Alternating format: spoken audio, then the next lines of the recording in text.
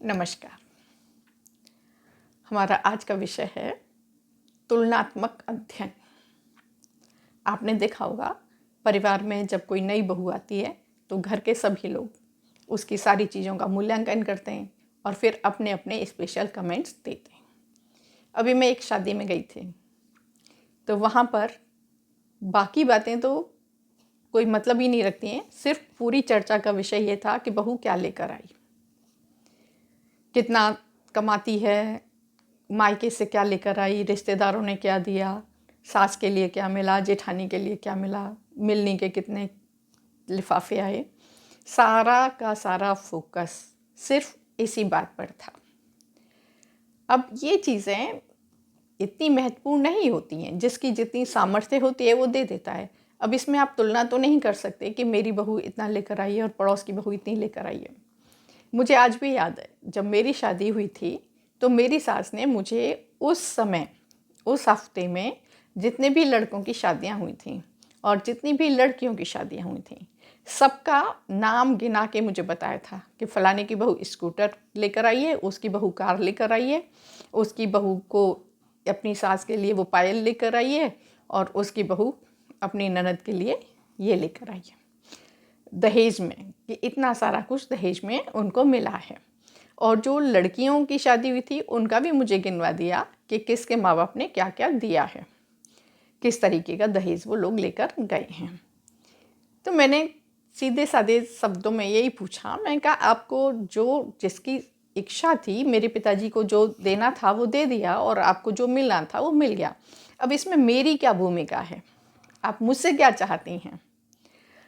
तो बोलती हैं कि अगर उतना मतलब लेकर आती तो हमारा लड़का क्या किसी से कम थोड़ी है, उसके लड़के को उससे ज़्यादा कमाता है हमारा लड़का। पड़ोस वाले लड़के का उदाहरण दे के दिया।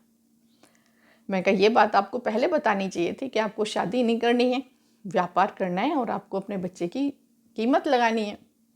बस इसी बात पे मैंने इतना ही कहा था कि इसी बात पे घर में महाभारत हो गई कि बहू जवाब देती है, जबकि ऐसा कुछ मेरा इंटेंशन नहीं था कि मैं किसी का अपमान कर रही हूँ या कुछ कर रही हूँ। लेकिन जिस तरीके की मेरी शिक्षा थी, जिस तरीके का मेरे घर का वातावरण था, मुझे दहेज लेना और देना बिल्कुल शुरू से ही पसंद नहीं था। और ना मैं इन चीज़ों पे विश्वास रखती हूँ कि कौन क्या लेकर आ रहा है। मुझे आज भी अगर कोई रिश्तेदार लेकर आ रहा है तो मैंने कभी उसको ये नहीं देखा कि वो क्या लेकर आया है, और मैं अगर किसी को दे रही हूँ तो मैं ये नहीं देखती हूँ कि मैं उसे कितना दे रही हूँ। जो मेरी सामर्थ्य है वो मैं दे रही हूँ और जो उसकी सामर्थ्य है वो अपनी खुशी से वो खुद लेकर आ रहे हैं। तो ये जो तुलनात्मक अध्ययन किया जाता है परिवारों में, ये भी परिवार के बिखरने का एक कारण है। इसकी भी बड़ी अहम भूमिका होती है। तीज त्योहार पर, फंक्शन में, तरह तरह के मौक़ों पर जो लड़कियों को नीचा दिखाया जाता है, लड़कियों की जो आलोचना की जाती है, उसके कोई भी बच्ची अपने माँ बाप की आलोचना परिवार में पसंद नहीं करती, चाहे उसके माता पिता कितने भी गरीब हों और कितने भी अमीर हों। लेकिन वो यही चाहेगी कि उसके ससुराल में उसके माता पिता का सम्मान हो और उनको सम्मान की दृष्टि से देखा जाए। अब आपका स्तर अलग हो सकता है और सामने वाले का स्तर अलग हो सकता है, क्योंकि दो परिवार होते हैं, दोनों परिवारों के आमदनी का जरिया अलग होता है, परिवार में सदस्यों की संख्या अलग होती है, जिम्मेदारियां अलग अलग होती हैं। हो सकता है आपके परिवार में 4 कमाने वाले हों और 2 खाने वाले हों, और हो सकता है सामने वाले परिवार में 6 खाने वाले हों और 2 कमाने वाले हों। तो उनका दायित्व अधिक होता है। जहाँ पर कमाने वाले कम हैं और पढ़ने वाले, खाने वाले ज़्यादा लोग हैं, वहाँ पर दायित्व बढ़ जाते हैं। तो वहाँ पर आर्थिक स्थिति तो अपने आप से ही विभिन्न होगी और समय बदलता रहता है। किसी का भी समय एक समान नहीं रहता। जब बच्चे बड़े हो जाते हैं, कमाने लगते हैं, तो आर्थिक विकास भी होता ही होता है परिवार का। तो हमें जो विवाह संबंध हम जब करते हैं तो सामने वाले की धन दौलत से थोड़ी करते हैं। हमें उनकी कितनी भी कमाई हो हमारे घर में थोड़ी आ जाएगी। हमें तो अपने खर्चे अपनी ही कमाई से चलाने हैं। हमारे बच्चों की हमारी जो आमदनी होगी उसी के हिसाब से तो हमारा स्तर होगा। या हमें कोई रिश्तेदार दे के चला जाएगा, या उस रिश्तेदार की किसी भी सुख सुविधा का हमें कोई लाभ होगा? कोई लाभ नहीं हो सकता। अगर हमारे पास साइकिल है तो हमारी साइकिल ही काम आएगी। सामने वाले के पास कार है तो वो अपनी कार का उपयोग करेगा। तो इसमें जो ये तुलना की जाती है बहुओं की, बेटों की, आमदनी की, ये जो है एक दुख का कारण बन जाती है। इससे समस्या घटती नहीं, समस्या बढ़ती ही बढ़ती है। और फिर अगर आपका भाव ऐसा है तो सामने वाला और अधिक आपसे आके उन्हीं विषयों पर चर्चा करेगा जो आपको तकलीफ देंगी। तो इंसान को अपनी तुलना खुद से ही करनी चाहिए, दूसरे से नहीं करनी चाहिए। आज मेरी आमदनी 50,000 की है तो मैं ये कोशिश करूं कि मेरी अगले साल आमदनी 60-70,000 की हो जाए। मैं कुछ इस तरीके की अपनी स्किल्स को डेवलप करूं, ना कि मैं ये सोचूं कि अब मैं अपने दूसरे बेटे का विवाह एक करोड़पति परिवार में करूंगी और फिर वो वाली बहू मेरी इतना सारा दहेज लेकर आएगी और मेरा जो नाम है वो रोशन हो जाएगा। आपका सामाजिक स्टेटस आपकी स्थिति से बनेगा, किसी के गिफ्ट से नहीं बनेगा। ये वाली जो बातें होती हैं सिर्फ दुखी करती हैं।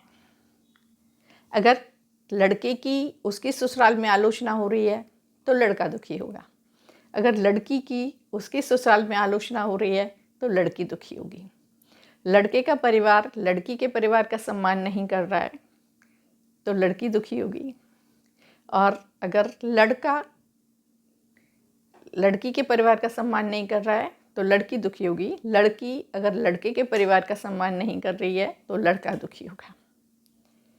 अब जिन दो परिवारों के साथ हमें आजीवन व्यवहार रखना है, सुख दुख में साथ चलना है, तो उन लोगों के साथ में इस तरीके की तुलना करके हमें क्या हासिल हो जाएगा, सिवाय घर परिवार में मनमुटाव होने के, कष्ट होने के, दुखी होने के, एक आत्मग्लानि होने के अलावा मुझे कोई लाभ नज़र नहीं आता।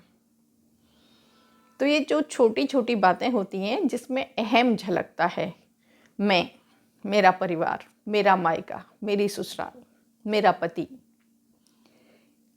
अपने परिवार की, अपने पति की, खुद की अड़ोस पड़ोस में शान दिखाना, या अपने परिवार की ससुराल में शान दिखाना, या ससुराल की मायके में शान दिखाना, ये जो दिखावे का भाव होता है ये लंबे समय तक नहीं चलता, क्योंकि दिखावा दिख ही जाता है, सत्य कभी छुपता नहीं है। जो आपकी वास्तविकता है वो लोगों की नज़र में आ ही जाएगी।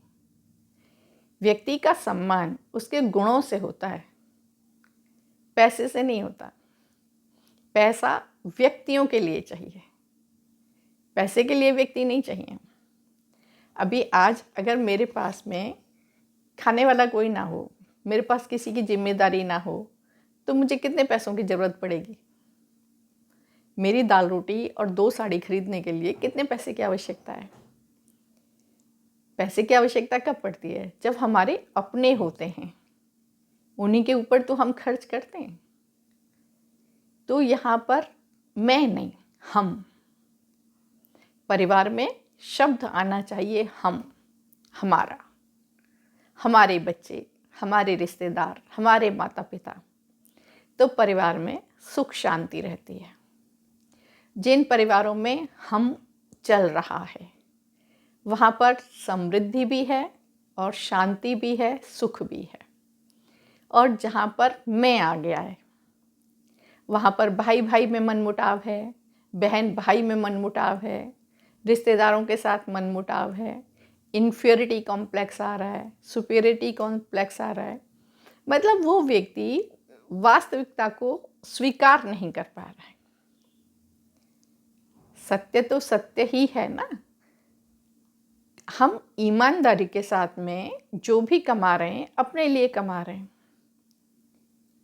किसी दूसरे व्यक्ति को हम अपनी कमाई देकर नहीं आएंगे और कोई दूसरा व्यक्ति हमें दे नहीं जाएगा। तो फिर दूसरों से तुलना क्यों करनी? फिर क्यों ये झूठा अहंकार दिखाना है? भाई सुख समृद्धि तो व्यक्ति के परिश्रम से आती है।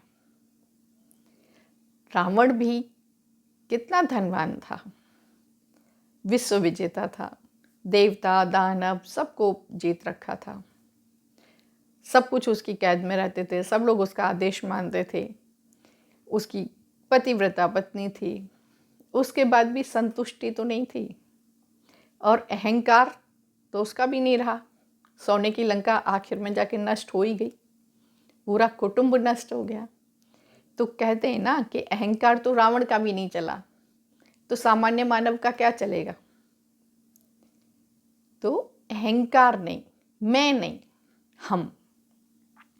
हमें मैं को हटाकर हम का प्रयोग करना चाहिए, क्योंकि जब तक मैं रहती है तब तक तो ईश्वर भी नहीं मिलता, और जब तक ईश्वर की कृपा नहीं होगी तब तक परिवार में सुख समृद्धि कैसे होगी।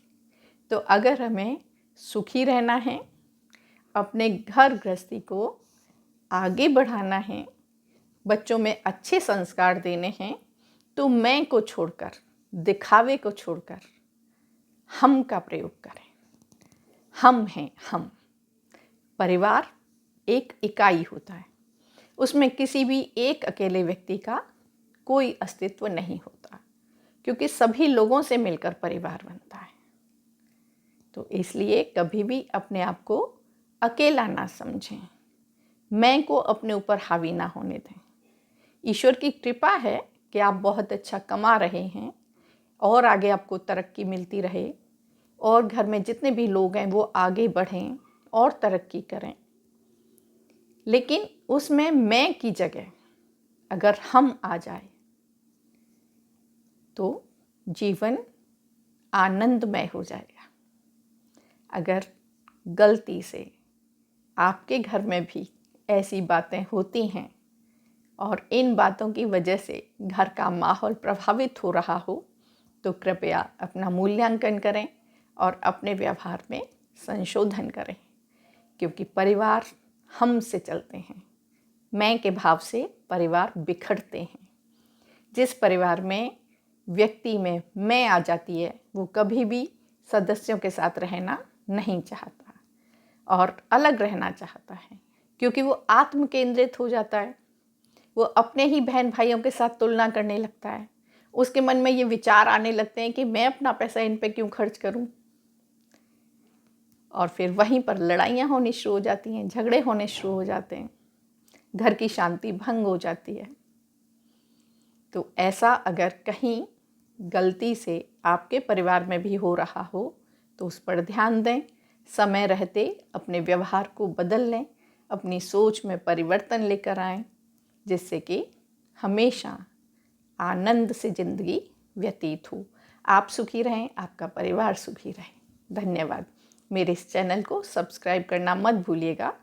मेरा नंबर है 9897259147। अगर आपका कोई सुझाव हो तो मुझे मैसेज कर सकते हैं। धन्यवाद।